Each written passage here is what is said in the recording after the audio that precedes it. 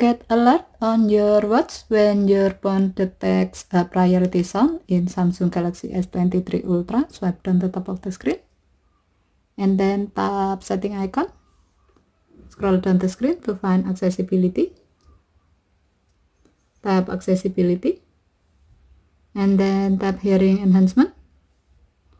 Tap sound notification and then tap open sound notification. Next, tap setting icon at top right. Under preferences section, tap ways to be notified. And then under priority section, tap the gray on option next to notify on connected watch to enable this option.